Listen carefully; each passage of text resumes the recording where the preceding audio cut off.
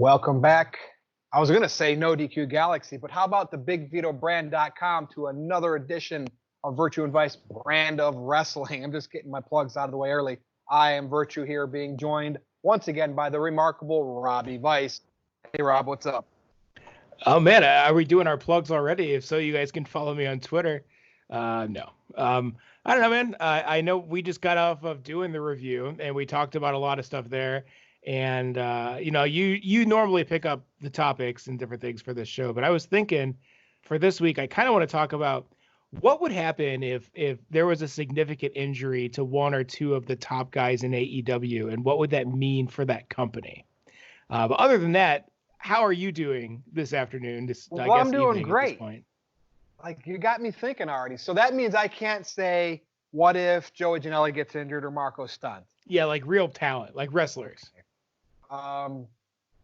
So you tell me who would be injured. You give me and then I'll give you a guy. Sure. It'll be different than yours. You tell me first.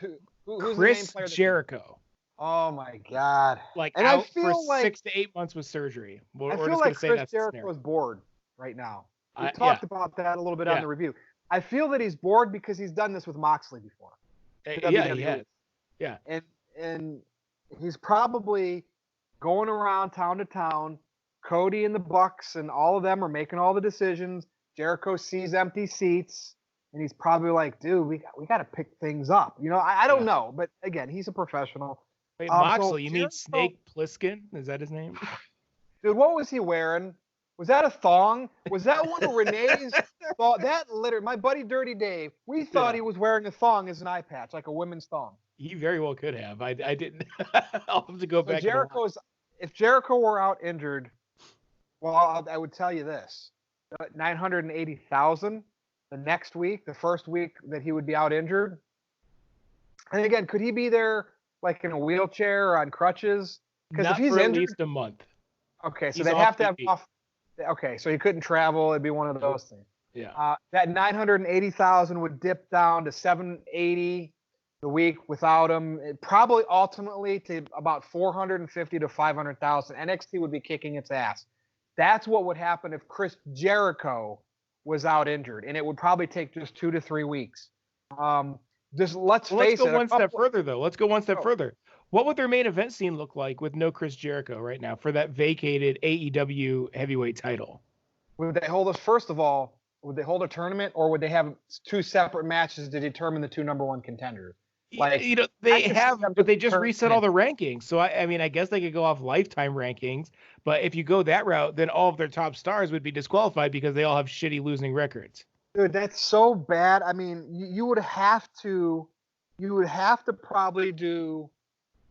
You could do a triple threat. You probably have to do, because Cody can't get in that picture yet. You'd probably have to do Moxley, Omega, and Pac. I mean, maybe like a triple threat scenario, or 2 of those 3. And even then, you're going to probably drop ratings. You're probably going to allow NXT to pass you. Yeah, because does that sell out a big arena? Yeah. I don't know. Probably not. And not consistently. Like, they can do their all-ins and all that stuff and sell out, but they were few and far between. So, like, people will shit on Jericho. Oh, Jericho, you're not drawing over 1 million people. You're the main guy. Okay, and this is the Roman Reigns argument, too. Roman Reigns, you're not drawing the John Cena numbers. Well, when Roman was out, they were flirting with disaster, almost under 2 million. And they were just dropping and dropping and dropping. Roman seems to stabilize it at 2.5 million. Sometimes he pops it to 3. Again, I get it. He's not your big John Cena and Rock and Austin and all them of the past. But same argument with Jericho. He might not be popping the millions, but without him, they lose half of their viewers, I think. Mm-hmm. Right? I really do. Yeah. So that's if Jericho wasn't there, they'd be up shit creek without a paddle and a huge waterfall into the sewer septic tank. And that's what would happen. And then NXT would be the ones they'd be laughing at him on the way by. Triple H would be like loving it. Now, I think they do that now, but I can't. You do Chris Jericho. Now I have the daunting task of thinking if he wasn't injured, I can't think of anybody that's like, all right, I'll give you somebody. Cody. Cody is out. Cody, who's in a hot angle right now with MJF. We love the whooping segment. That's right. So that's yours. Now you got to tell me, without Cody, how would they be? But they would have Jericho. Well, they're still going to have their main event picture for now because Cody can't do anything with that. But what that does is it kind of kills the whole Cody versus the Elite versus MJF. They have that whole weird dynamic going right now. You lose your best talker on the show. You lose your biggest babyface on the show. You lose an on-screen authority figure. And they're using Cody to make MJF into a superstar. They're going to probably, at least until he turns heel and abuses his power to get his title shot that he deserves or whatever he's going to have for that angle. They're using Cody to build new stars right now. And if you're not churning out new stars and you don't have compelling story and your biggest talker's off TV, I don't think it would be the impact of Jericho, but I definitely could see them sitting around losing at least a couple 100,000 viewers over a couple of weeks without him. And also without him there to protect Brandy on TV, because she at least gets cheers when she comes out with him. Does that ruin her character as well? Just not having Cody there as a shield, because the fans seem to really not like anything Brandy does. Now, do we have to give them the benefit of the doubt if something like that happened and one of their top 2 or 3 main players was out? Do we have to give them the benefit of the doubt that they would sign somebody, at least to try to create a buzz, like bring in Brian Cage? I know he's never a proven draw. Bring in a Ryback, Luke Harper. Like, you would have to think Tony Khan's smart enough to spend money if he needs to and get that extra guy in there if that did happen. Well, that kind of happened to TNA, and they did a similar thing. They started throwing big money contracts at all these old WWE guys, and you wound up with that aces and eights, no one rides alone, and you just bring these old Bischoff though. Like, he really thought sure. That was one of the worst magic things. Of the him NWO. And Hogan. Yeah. Him and Hogan definitely wanted that. But it's just AEW is in that weird spot right now. Where again, the honeymoon period is slowly coming to an end. You still have the White Knights. It's over, isn't it? Wouldn't you think it's over? I don't know if it's over quite yet. Until their entire fan base is cynical, then it's not complete. It's getting there, but we still have a lot of White Knights of AEW who will just never admit they do anything wrong. But AEW's in that spot now where they're either going to continue to clone the good parts of WCW and the good parts of Impact Wrestling, which I think they've done a good job for the most part, or they're going to start trying to go too much Attitude Era and do what, probably 30% of the Attitude Era was, which was awful TV. There was a lot of shitty matches and stupid segments. I don't know where they go from here. I don't know what their overall direction's going to be, because again, they're at like a crossroads, and they could do it the right way. They could do it well. Crossroads. Oh, there we go. That's right. Yeah. God, I'm the king of puns too. Who would have thought? But what happens? Like, where do they go from here? How do they take the next step? Because I can't imagine they're going to be content just competing with AE or WWE's, quote unquote, and I'll do air quotes real hard, developmental league. I'm sure they want to be able to compete with WrestleMania someday and do that. How do they get there? Can they get there? Is that even a reasonable thing to ask? They need stars. I mean, yes, the creative needs to be top notch. The booking needs to be top notch. But at the end of the day, to get the numbers, I mean, WWE was shitty creative. The main rosters still draws 2.5 million. Well, I mean, can we say it's 2.5 million? I would say 2 to 2.5.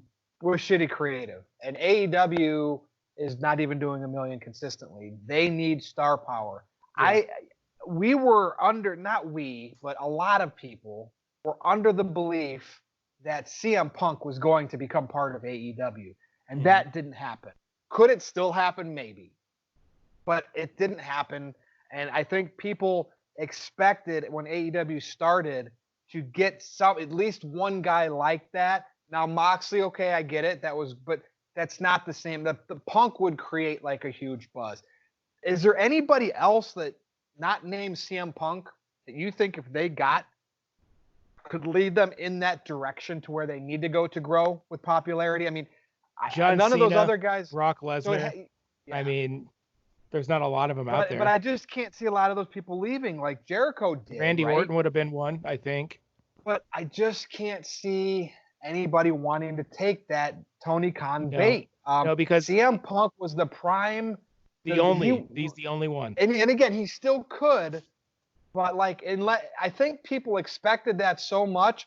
There can be nobody else. It'd be a letdown unless it was a WWE lifer, like you mentioned. But that's probably never going to happen. They keep re-upping with WWE because they want that Legends contract to get paid for the rest of their life. They want their families taken care of. They want their health and medical taken care of.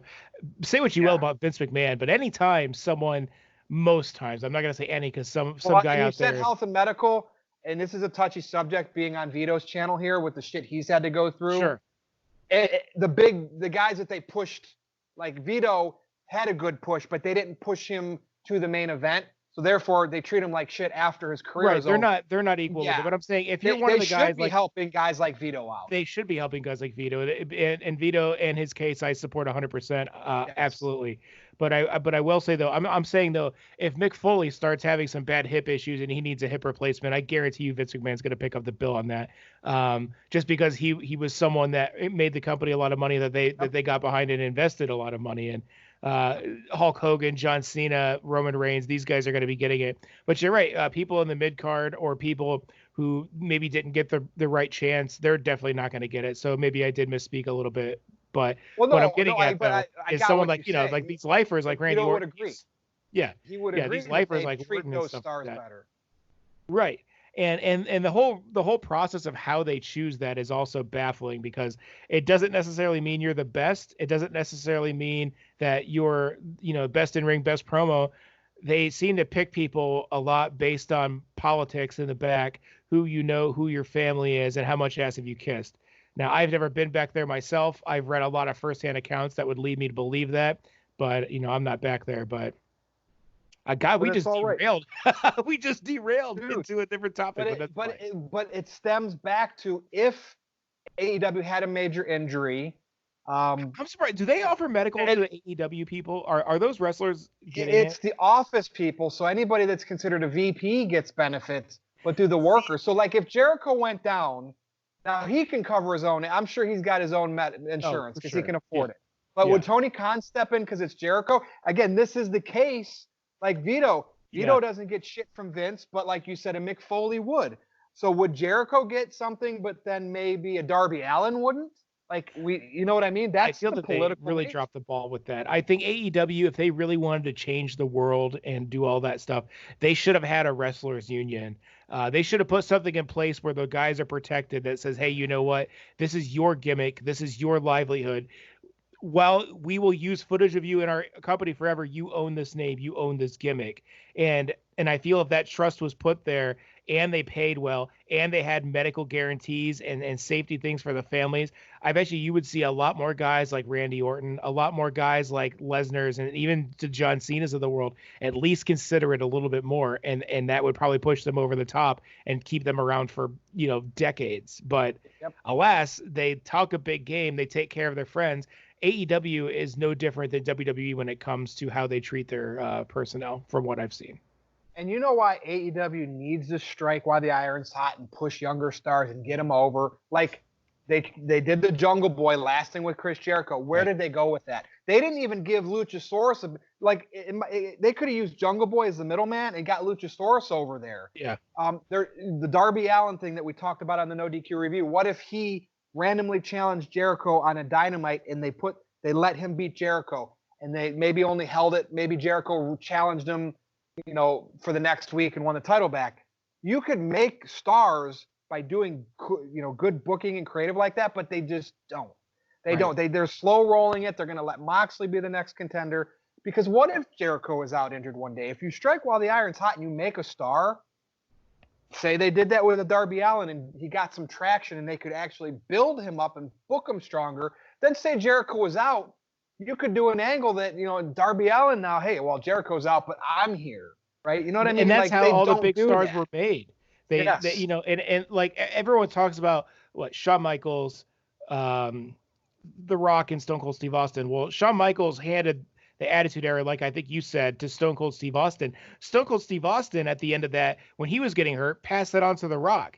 You had these guys who were ready, and they made the decision. They struck while the iron was hot, and then we got stuff from it. It just now I just feel like they play it way too safe, and we're not seeing new stars born. So if there is a major injury, which was the whole topic of this discussion, I don't think AEW right now in its present state, the way they've booked, the way they brought up these talent, I don't think they would survive. I mean, obviously they have their TV deal. But man, if they were out for a significant amount of time, or someone had to retire, man, that's a really bad look for a new company that's really struggling to compete with a third-tier WWE company. Because their fail-safe would be, if that happened with injuries, they would go to the Well and the Bucks and Omega and Cody, if they weren't the injured ones. Yeah. They would all they'd say, okay, I know we're all the VPs, but we got to push ourselves to the top. We got to carry this company. That's what would happen. And would they get heat for that? I don't know, and then you can't push.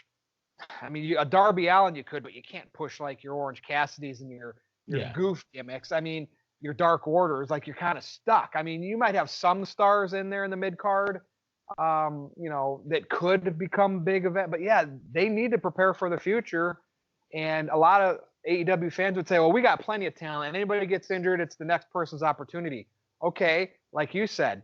If that happened, who are they trying to establish in case that does happen? Like nobody. To me, the only what WCW did. They stopped building their new stars, and as Hogan and Nash and Hall and all these guys got older, and they suffered from that. And you could say they made DDP. DDP was no spring chicken. He was And that's what honestly killed WWF before WCW started getting popular again. I mean, it's just like they used to call WCW where the dinosaurs go. Then it was WWE again, where the dinosaurs go. And then at the end of WCW, it was that. And then it was TNA. Building new talent prevents people from saying that this is where the dinosaurs are. And as long as you're not where the dinosaurs are, you're going to have a future. Now, speaking of injuries, they faked an injury so she could go fill. Like the strongest person that they still haven't pushed properly in the women's division in AEW, Awesome Kong, is now gone indefinitely to film, I believe, a show. Like what? Like what? Like, so obviously there's no saving. Like there's just no saving the women's division unless they transport NXT's women's division over there. That'd be the only thing that could save it, right? They couldn't save it because they don't have the talent to have that type of it. It's not just the booking at NXT. NXT has a clear monopoly on the top talent in the world when it comes to women's wrestling. Like Riho, I mean, come on. There's no way that Sasha Banks, Becky Lynch, Charlotte Flair, Shayna Baszler.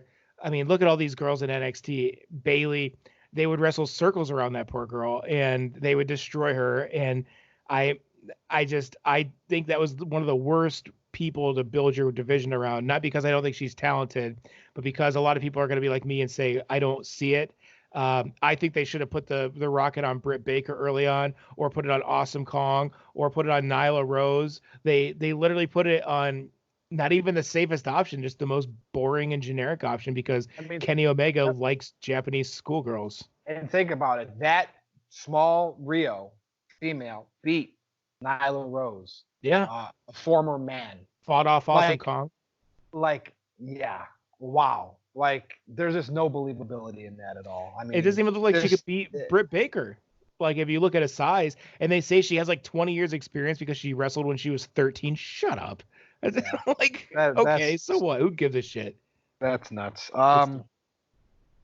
So yeah, I mean, they would be doomed. And of course, the AW, minions with the pitchforks and torches, that if you criticize them in any way, they would say, "Oh, we'd actually be better without a Jericho." Whatever, bro. Joey Janela, he's like the best champion ever. Yeah, it would open up doors for him, or or whatever. Oh my gosh, I don't know. I don't know. You're just gonna get me to rage, and this is not Virtue's rage. So I think we're close. I mean, anything else you want to add? I think we pretty much discovered it, and we even talked about, what exactly is their health care policy in AEW? I think it's only to the people that have the office positions like a normal job would have. That's who they gave benefits to. The workers are still probably considered independent contractors. And if you don't have an office gig with them, you're covering your own medical expenses. Yeah, sad. That's messed up. Sad. Remember, it was supposed to be revolutionary and change the world. They're completely different than WWE, except for exactly how they run, function, and set their goals. Yep. Well, good show, man. Good discussion. I think Noel's going to appreciate this one, and Vito. So go ahead and take it home before I do. All right, guys, you can follow me on Twitter at NoDQVice. Let me know, am I the smartest guy in the room or am I just an asshole? Generally, it's the former, but a lot of times I kind of overstep. I can be found on the No DQ Review live every week. Check in with us. Watch those. They're a lot of fun. And I do like to get in it with people in the comments. Virtue, I know I listed 1 or 2 places. I know I didn't mention the greatest place of them all, home of the Big Vito brand. But if they want to watch you, they want to watch me, where are they going to find us? You covered it all, but don't forget about Andre Corbeil. Probably in the next week or so, we'll get him a new video over there on WrestlingWithWrestling.com. But that covers it all. So we appreciate the BigVitoBrand.com, Vito and Noel. And you can follow me on Twitter. You can troll with me on Twitter at NoDQ_Virtue. Go to my Facebook, NoDQ.com/Virtue with a lowercase v. There's the big G clap. That's all I got for the remarkable Robbie Vice. I am Virtue. This is the BigVitoBrand.com. We will see you next time.